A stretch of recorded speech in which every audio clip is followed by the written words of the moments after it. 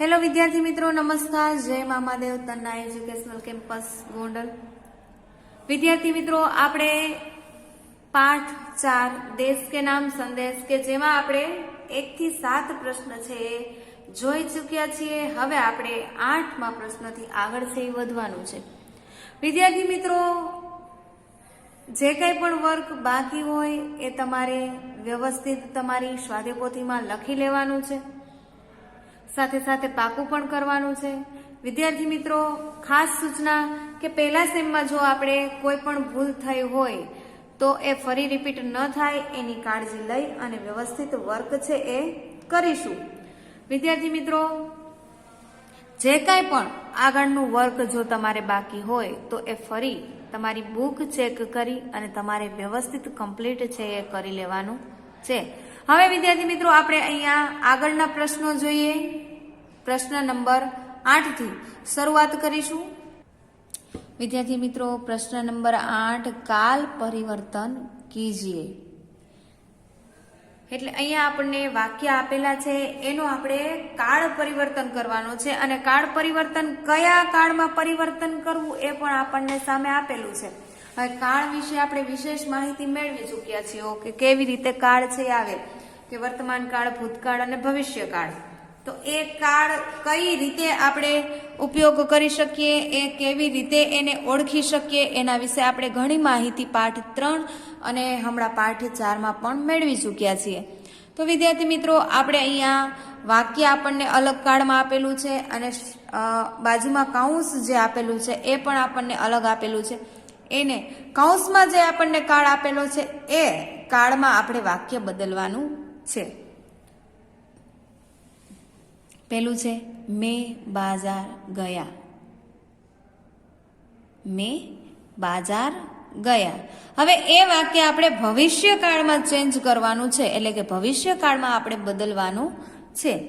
મેં બાજાર જાઉંગા એટલે કે ભવિષ્ય. જો મેં બાજાર ગયા એટલે કે એ અત્યારે ગયો, એટલે આ વાક્ય છે એ વર્તમાન કાળનું છે, પણ આપણે ચેન્જ કરવાનું છે ભવિષ્ય કાળમાં. તો ભવિષ્ય કાળમાં ચેન્જ કરતા કે ઈ જાશે, અત્યારે ગયો પણ એ ભવિષ્યમાં જાશે એવું આપણે વાક્ય બનાવવાનું છે. એટલે મેં બાજાર જાઉંગા. મેં બાજાર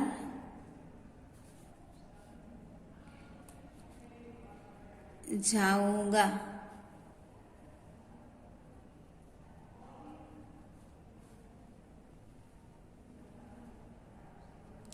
खड़ी पाई. ત્યારબાદ બીજું વાક્ય મંદિર में पूजा होगी. હોગી એટલે કે આગળના સમયમાં પૂજા થશે એમ.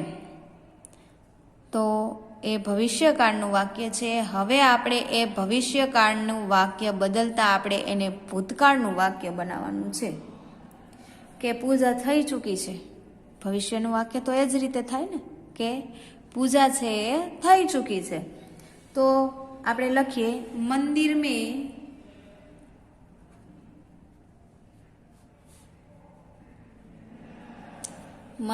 में पूजा हुई. पूजा हुई. खड़ी पाई. ત્યારબાદ ત્રીજું વાક્ય શિમલા में हिमवर्षा हुई એટલે કે શિમલામાં હિમવર્ષા થઈ હતી. પણ આ વાક્ય છે એ આપણે ભવિષ્યકાળમાં એને ચેન્જ કરવાનું છે કે ભવિષ્યકાળનું વાક્ય છે એને આપણે બનાવવાનું છે. વાક્ય કયું? ભૂતકાળનું. ભૂતકાળના વાક્યને આપણે બનાવશું ભવિષ્યકાળનું વાક્ય. શિમલા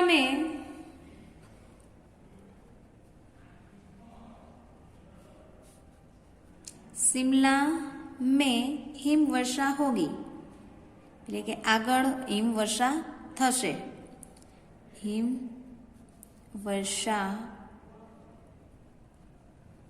होगी. खड़ी पाई.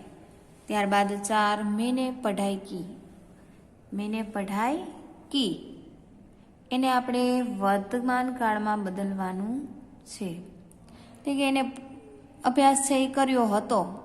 કી હવે એને આપણે અત્યારે અભ્યાસ કરી રહ્યા છીએ એવું વાક્ય દર્શાવી અને બનાવવાનું છે. તો લખીએ મેં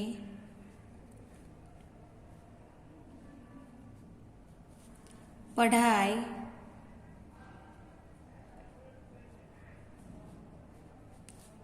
कर रहा हूँ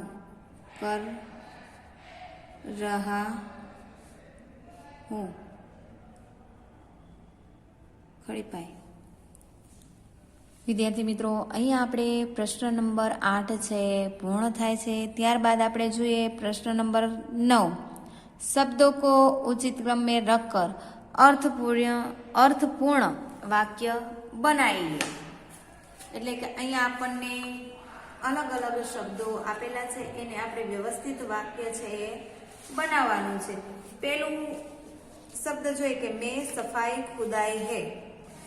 આડાવડા શબ્દ આપેલા છે, એને આપણે વ્યવસ્થિત અર્થપૂર્ણ ગોઠવી ક્રમમાં અર્થપૂર્ણ રાખી અને વ્યવસ્થિત વાક્ય બને એવી રીતે શબ્દ છે એ ગોઠવવાના છે.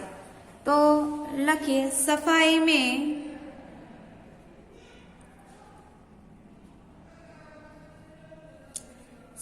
में खुदाई है. सफाई में खुदाई है. ખડી પાઈ. ત્યારબાદ બીજા શબ્દો છે મેરા મહાન ભારત. તો તમને ખ્યાલ તો આવી જ ગયો હશે કે આ વાક્ય કઈ રીતે તમારે તૈયાર કરવું. તો આવશે મેરા ભારત મહાન. મેરા ભારત મહાન. ખડી પાઈ. હશે ત્રીજો પ્રશ્ન લેના ઓર દહેજ પાપ દેના હે. આવી રીતે શબ્દ આપેલા છે. તમને ખ્યાલ આવી જ ગયો હશે કે આ વ્યવસ્થિત વાક્ય કઈ રીતે છે એ બને. તો દહેજ લેના और दहेज देना. लेना और देना पाप है. पाप है. खड़ी पाई.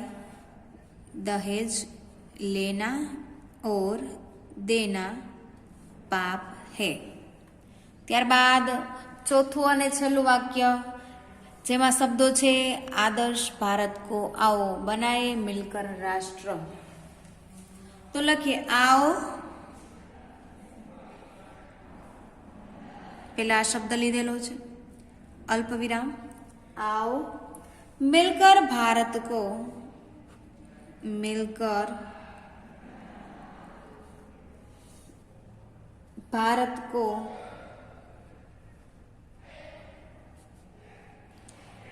आदर्श राष्ट्र बनाए. आदर्श राष्ट्र बनाए. ખડી પાઈ. વિદ્યાર્થી મિત્રો, અહીંયા આપણો પ્રશ્ન 9 છે પૂર્ણ થાય છે. હવે આપણે પ્રશ્ન 10 જોઈએ કે એમાં શું કહેવા માંગે છે. प्रश्न नंबर 10. दहेज एक दूषण. इस विषय पर कारण सहित अपना मत दीजिए. नमूना रूप उत्तर. એટલે કે દહેજ એક દૂષણ છે. આપણા સમાજમાં દહેજ કોઈને કોઈ રીતે લેવા અને દેવામાં આવે છે, એ એક દૂષણ છે. તો તમારો મંતવ્ય એના વિશે શું છે, તમે શું કહેવા માંગો છો એ અહીંયા પૂછવા માંગે છે કે આ નમૂનો એક આપેલો છે અને એના વિશે તમારો શું વિચાર છે એ તમે રજૂ કરી શકો છો. दहेज प्रथा समाज के लिए अभिशाप बन गई है. એટલે કે એ એક શ્રાપ રૂપી છે સમાજમાં. દહેજ પ્રથા જે છે એ એક આપણા સમાજને શ્રાપ રૂપી છે એ બની ગઈ છે. यह एक सामाजिक कलंक है. એટલે કે એ એક સામાજિક કલંક છે એવું આપણને લાગે છે. कहीं बार दहेज दुल्हन के परिवार पर बहुत बुरा प्रभाव डालता है.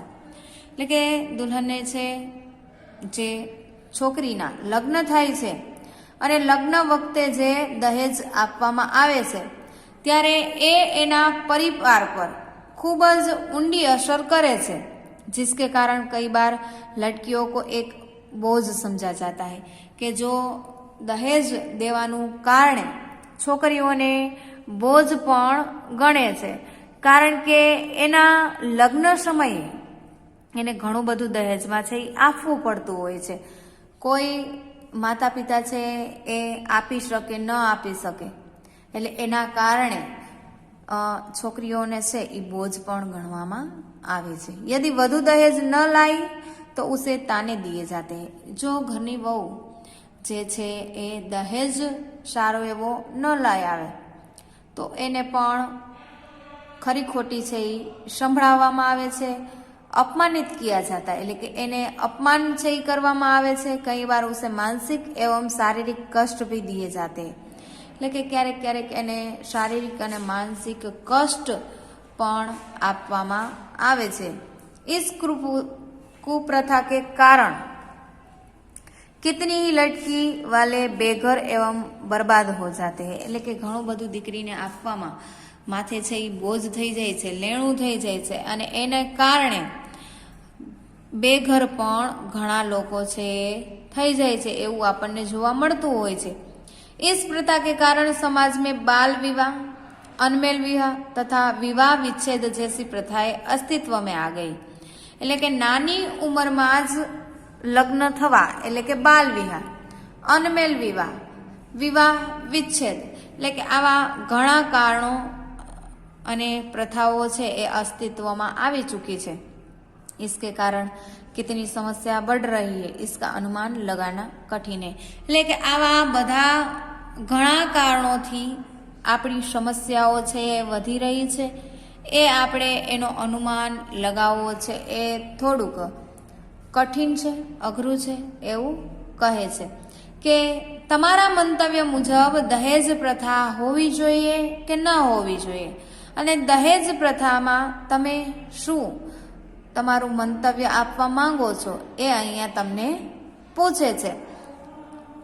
હવે વિદ્યાર્થી મિત્રો આપણે આગળનો પ્રશ્ન જોઈએ. પ્રશ્ન નંબર 11. प्रश्न 11.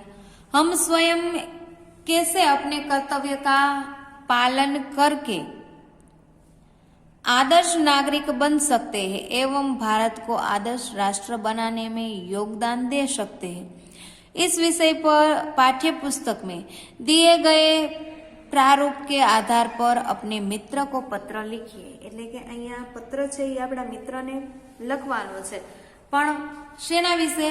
तो કે एवं भारत को आदर्श राष्ट्र बनाने में योगदान दे सकते हैं, એટલે કે આપણે આદર્શ નાગરિક બની અને રાષ્ટ્રને શું યોગદાન આપીએ છીએ, કે આપણા ભારત દેશને શું યોગદાન આપી શકીએ એના વિશે છે એ આપણે વાત કરવાની છે. પેલું આપણે પત્રમાં છે એ હંમેશા શું લખતા હોઈએ છે? એડ્રેસ. તો એડ્રેસ 102 ઉત્તમ ફ્લેટ, ગાંધી માર્ગ, औरंगाबाद 431001 431 001. प्रिय मित्र अनिल, એટલે કે અનિલને પત્ર લખવામાં આવે છે. સપ્રેમ नमस्कार, नमस्कार करे છે. तुम्हारा पत्र मिला, वहां सभी कुशल है, यह जानकर खुशी हुई. मैंने यह पत्र तुम्हारे साथ आदर्श नागरिक के बारे में चर्चा करने के लिए लिखा है. એટલે કે એને અહીંયા એક આદર્શ નાગરિક બનવા માટે એના વિશે ચર્ચા કરવા માટે છે એને પત્ર લખેલો છે. કે એને પત્ર મળ્યો, એ ખુશી મજામાં છે, ત્યાં પણ બધા ખુશી મજામાં હશે એવી વાત કરી અને એ આગળ વધતા કહે છે કે આદર્શ નાગરિક કેવી રીતે બની શકાય એ વિષયની ચર્ચા કરવા માટે મેં આ પત્ર લખેલો છે. आदर्श नागरिक को देश के नियमों का पालन करना चाहिए. કે જો તમે આદર્શ નાગરિક હોય કે કોઈ પણ આદર્શ નાગરિક હોય તો જે કાંઈ પણ નિયમો છે એને અનુસરીને આપણે ચાલવું જોઈએ, નિયમોનો ભંગ કરવો જોઈએ નહીં.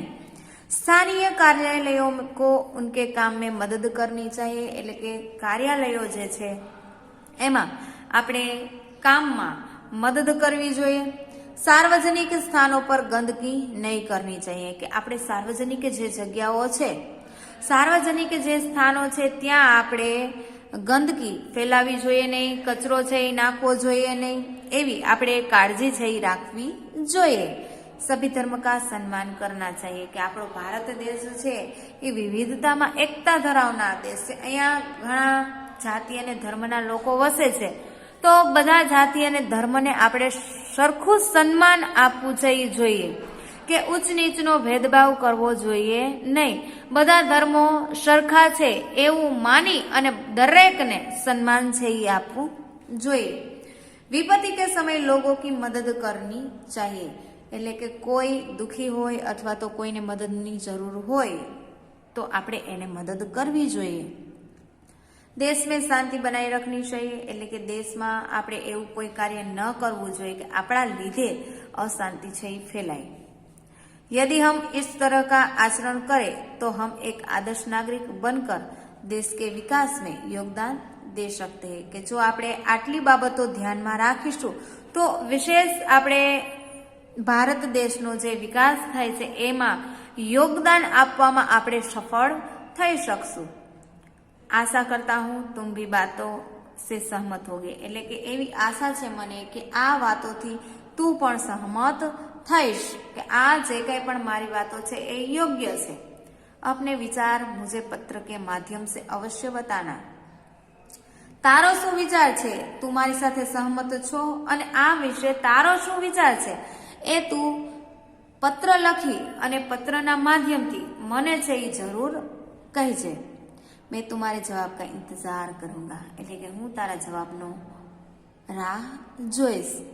अपने माता पिता से मेरा प्रणाम कहना એટલે કે તારા માતા પિતાને મારા પ્રણામ। छोटे भाई बहन को मेरा प्यार, छोटा એટલે કે નાના ભાઈ બહેનને મારો પ્રેમ। तुम्हारा मित्र अब ક એટલે કે એનો મિત્ર છે એનું નામ આપેલું નથી, તમે તમારા મિત્રનું નામ છે એ અહીંયા લખી શકો છો કે અહીંયા કીધું છે કે અ બ ક એટલે કે XYZ ગમે તમે નામ અહીંયા લખી શકો છો। તમારા મિત્ર અ બ ક। હવે વિદ્યાર્થી મિત્રો એવી જ રીતે આપણે પત્ર બીજો જોઈએ, 12મો પત્ર।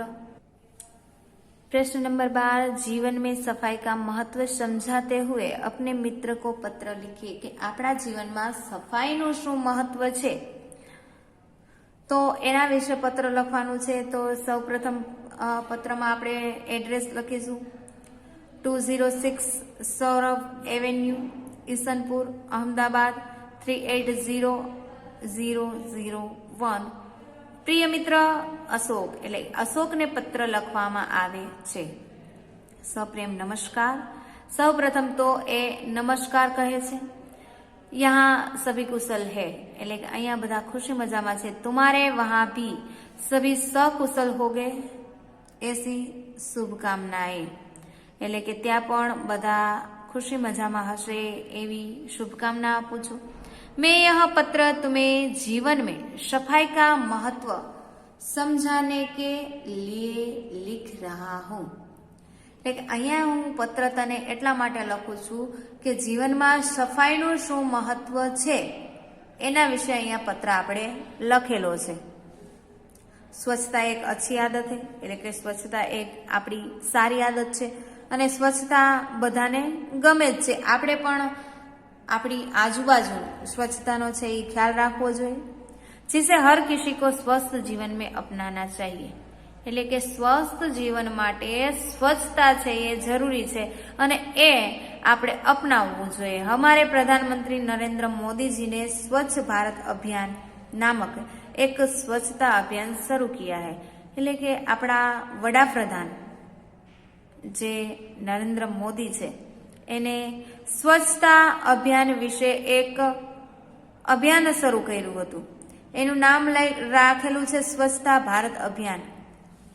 स्वच्छता की जिम्मेदारी केवल हमारे प्रधानमंत्री की जिम्मेदारी नहीं है એટલે કે સ્વચ્છતાની જવાબદારી ખાલી આપણા પ્રધાનમંત્રી એટલે કે વડાપ્રધાનની નરેન્દ્ર મોદીજીની જ નથી, બલ્कि इस धरती पर रहने वाले हर व्यक्ति की है એટલે કે આ ધરતી ઉપર રહેનાર બધા વ્યક્તિઓની જવાबदारी સ્વચ્છતા માટેની છે અને એ નિભાવવી જોઈએ એને। हम सभी को स्वस्थ जीवन के लिए इस अभियान कार्यक्रम का साथ देना चाहिए। એટલે કે સ્વસ્થ જીવન માટે આપણે આ અભિયાનનો સાથ છે એ આપણે આપવો જોઈએ। पूरे भारत में स्वच्छ भारत को बनाने के पीछे हर विद्यालय, कॉलेज, परिवार, समाज, समुदाय, कार्यालय, संगठन और देश स्तर पर सफाई शुरू की जानी चाहिए। શરૂઆત છે એ આપણે ક્યાંથી કરવી જોઈએ? તો કે આપણું ઘર છે, શાળા છે, પરિવારમાં આપણે જે રહીએ છીએ એ સમાજમાં, સમુદાયમાં, એવી રીતે ધીમે ધીમે આપણે શરૂઆત છે એ કરવી જોઈએ અને ત્યાંથી શરૂઆત કરીએ તો ઘણા છે એ આપણે આગળ આ અભિયાનમાં વધી શકીએ। हम अपने आप को घर, आसपास के क्षेत्रों, समाज, समुदाय, शहर, उद्यान और पर्यावरण को दैनिक साफ करने की जरूरत है। એટલે કે દરરોજ આ બધું છે એ આપણે સાફ રાખવું જોઈએ। સ્વચ્છતા હે વહાં પ્રભુતા હે, એટલે કે સ્વચ્છતા છે ત્યાં જ પ્રભુતા છે, કે સ્વચ્છ હોય ત્યાં જ પ્રભુનો વાસ હોય એવું પણ કહીએ છીએ આપણે। હમ બદલેંગે તો ઘર ઓર સમાજ બદલેગા। એટલે કે પહેલા છે આપણે શરૂઆત પોતાનાથી કરવી પડશે, કે જો આપણે પોતે છે એ બદલશું અને કંઈક સારું કાર્ય કરીશું તો આપણી સાથે પણ બીજા છે એ આપણા ઘરના વ્યક્તિઓ છે, સમાજના વ્યક્તિઓ છે એ જોડાશે। आशा है कि तुम्हें मेरी बात आसानी से समझ आई होगी। એટલે કે હું એવી આશા રાખું છું કે તને સમજાઈ ચૂક્યું હશે કે હું શું કહેવા માંગુ છું। अंततः अब से तुम भी अपने जीवन में इस अभियान को लागू कर दो ताकि तुमको देखकर बाकी लोग भी तुमसे कुछ सीखे। એટલે કે એ એમ કહેવા માંગે છે કે મેં તને પત્ર લખ્યો, હવે તને પણ ખ્યાલ છે આ અભિયાન વિશે, તો તું પણ તારી જિંદગીમાં છે એ એને અનુસરવા માંડ, કારણ કે બાકી વ્યક્તિઓ તને જોઈ અને કંઈક સારું છે એ શીખે। अपने माता पिता को मेरा प्रणाम, એટલે કે તારા માતા પિતાને હું પ્રણામ કરું છું। छोटे भाई बहन को मेरा प्यार, અને છોટા એટલે કે નાના ભાઈ બહેનોને છે એ મારો પ્રેમ। तुम्हारा मित्र કૃણાલ, એટલે કે તારો મિત્ર કૃણાલ। કૃણાલ છે એ પત્ર લખે છે અને અશોકને કહે છે। પ્રશ્ન નંબર 13, આદર્શ નાગરિક, એટલે કે આદર્શ નાગરિક એના ઉપર વિષય છે, એના પર નિબંધ, આદર્શ નાગરિક વિષય પર નિબંધ લીખીએ। એટલે કે આદર્શ નાગરિક વિષયનો નિબંધ છે એ અહીંયા આપણે જોવાનું છે। किसी भी राष्ट्र की उन्नति तभी संभव है जब उसके नागरिक आदर्शवादी होंगे। એટલે કે કોઈ પણ રાષ્ટ્રની ઉન્નતિ એટલે કે આગળ જે વધે છે એ ત્યારે જ સંભવ છે કે એના નાગરિકો છે એ આદર્શવાદી હોય। अच्छे नागरिक ही अच्छे समाज का निर्माण कर सकते हैं। એટલે કે આપણે જોઈએ છીએ કે આ આદર્શ સ્ટુડન્ટ પણ આપણે સ્કૂલમાં હોય છે કે વ્યવસ્થિત એનું રેગ્યુલર વર્ક કરતા હોય છે, એની બધી બાબતોનું વ્યવસ્થિત ધ્યાન રાખતા હોય છે, એટલે આપણે આદર્શ કહીએ છીએ કે ભણવાની બાબતે પણ કાળજી રાખતા હોય છે અને પોતાનું વર્ક ચોકસાઈપૂર્વક કરતા હોય છે, એને આદર્શવાદી આપણે કહી શકાય। तो एवी ज रीते अच्छे नागरिक ही अच्छे समाज का निर्माण कर सकते हैं और अच्छे समाज से ही अच्छा राष्ट्र बन सकता है। जो सारो समाज होय तो एनाथी ज सारू राष्ट्र छे बनी सके। बच्चों में इस तरह के संस्कार दिए जाए क्योंकि बड़े होकर एक आदर्श नागरिक बने और अपने कंधों पर अपने देश की जिम्मेदारियों का बोझ उठा सके। अहींया एवुं कहेवा मांगे छे કે બાળકોને એવા જ સંસ્કાર આપવા જોઈએ કે જેથી કરી અને એ એક આદર્શ નાગરિક બને અને આદર્શ નાગરિક બનવાના કારણે એ પોતાની જવાબદારીઓ છે એ લેશે અને શીખશે અને એનો બોજ છે એ ઉઠાવી શકશે। क्योंकि जब तक व्यक्तियों में आदर्श गुण नहीं होंगे तो किसी भी कार्य को पूर्ण रूप से करने में सक्षम नहीं हो सकते। जो व्यक्ति में आदर्श गुण न होय तो ए कोई पण कार्य पूर्ण રીતે છે એ વ્યવસ્થિત કરવા માટે સક્ષમ બની શકતો નથી। जिस व्यक्ति के जैसे संस्कार होंगे वह ऐसा ही कार्य करता है, એટલે કે જેવા જેના સંસ્કાર હોય એવું કાર્ય એ કરે છે। इसलिए बच्चों में अच्छे संस्कार भरने चाहिए ताकि जब बड़े हो तो एक आदर्श नागरिक बन सके। બાળકોને છે સંસ્કાર સારા આપવા જોઈએ કે જેથી કરી અને એ એક સારો અને આદર્શ નાગરિક છે એ બની શકે। बच्चों को पढ़ाई के ज्ञान के साथ साथ व्यावहारिक ज्ञान भी देना चाहिए, એટલે કે બાળકોને અભ્યાસની સાથે સાથે વ્યવહારિક જ્ઞાન એટલે કે વ્યવહારિક જ્ઞાન પણ છે એ આપવું જોઈએ। उन्हें महापुरुषों और महात्मा के महान कार्यों को भी बताते रहना चाहिए, એટલે કે મહાત્મા જે થઈ ગયા છે જેને મહાન કાર્યો કરેલા છે એના વિશે આપણે એને વાતો કરવી જોઈએ। एक आदर्श व्यक्ति का जीवन सिर्फ अपने लिए नहीं होता, वह दूसरों की भलाई के लिए सदैव तत्पर रहता है। એટલે કે આદર્શ વ્યક્તિના ગુણો શું હોય છે? પોતાના માટે તો સારું હોય છે પણ એ બીજા વ્યક્તિને શું સારું આપી શકે છે, કેવી રીતે મદદરૂપ થઈ શકે છે, આવા બધા ગુણો છે એ એનામાં હોય છે અને કોઈકનું સારું થાય એવી એના માટે તત્પર રહેતા હોય છે। उसकी दृष्टि में राष्ट्र सर्वोपरि होता है, એટલે કે એની દ્રષ્ટિથી રાષ્ટ્ર છે એ સર્વોપરી હોય છે। एक आदर्श व्यक्ति कभी भी गलत रास्ते पर नहीं जाता है, એટલે કે આદર્શ વ્યક્તિ છે એ ખોટા રસ્તે આગળ વધતો નથી। उसका हर कार्य धर्म के अनुसार होता है, એનું દરેક કાર્ય ધર્મને अनुसार હોય છે। उसका व्यवहार सदैव अच्छा होता है, वह बड़ों का सम्मान करता है, એટલે કે એનો વ્યવહાર બધા સાથે વ્યવસ્થિત હોય છે। વડીલોને એ સન્માન આપે છે तथा उसके हृदय में देश प्रेम होता है, અને એના હૃદયમાં છે એ દેશ પ્રેમ હોય છે। आज देश को अच्छे आदर्श नागरिकों की जरूरत है, એટલે કે આજે આપણે જોઈએ છીએ તો ખરેખર સારા નાગરિકો અને આદર્શ નાગરિકોને રાષ્ટ્રને જરૂર છે। आज हर जगह भ्रष्टाचार फैल रहा है, આપણે જોઈ રહ્યા છીએ કે બધી જ જગ્યાએ છે ભ્રષ્ટાચાર થઈ રહ્યો છે। चाहे राजनीति का क्षेत्र हो, चाहे प्रशासनिक क्षेत्र हो। હવે આપણે જોઈએ છીએ કે રાજનીતિમાં પણ ઘણો બધો ભ્રષ્ટાચાર આપણને જોવા મળે છે। કોઈ પણ ક્ષેત્રે આપણે જાય તો ત્યાં આપણને ભ્રષ્ટાચાર જોવા મળતો જ હોય છે। हर व्यक्ति अपने स्तर से गिर रहा है, એટલે કે દરેક વ્યક્તિ પોતાના સ્થાનેથી છે એ નીચે જઈ રહ્યો છે।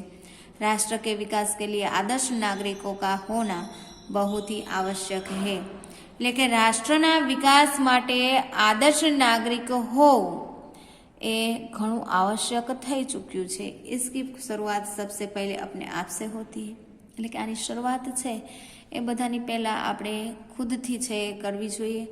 चलो हम सब मिलकर आदर्श नागरिक बनने का निश्चय करें और अपने देश के विकास में अपना योगदान दें, એટલે કે આપણે બધા મળી અને એક નિશ્ચય છે એ કરીએ કે આપણે પણ સારા નાગરિક આદર્શ નાગરિક છે એ બનીશું અને દેશના વિકાસમાં આપણું યોગદાન છે એ આપીશું। વિદ્યાર્થી મિત્રો, અહીંયા આપણો પાઠ 4 દેશ કે નામ સંદેશ કે જે દેશ વિશે હતો અને દેશના કાર્યો કેવી રીતે આપણે સારા કરી શકાય અને આપણું રાષ્ટ્રનો વિકાસ છે એ કેવી રીતે કરી શકાય એના વિશે હતો। વિદ્યાર્થી મિત્રો, પાઠ 4 છે એ તમે તમારી સ્વાધ્યાય પોથીમાં કમ્પ્લીટ છે એ કરી લેવાનો છે। વ્યવસ્થિત સારા અક્ષરે લખી અને પાકું પણ કરવાનું છે। આના પછી આપણે કાવ્ય 5 સ્વાધ્યાય પોથીનું વર્ક કરીશું। ધરતી કી શાન કવિતા છે એ આપણે આગળ લખીશું। વિદ્યાર્થી મિત્રો, ત્યાં સુધી તમારે પાઠ 4 છે એ કમ્પ્લીટ કરી લેવાનો છે। Stay home, stay safe. જય મા મહાદેવ।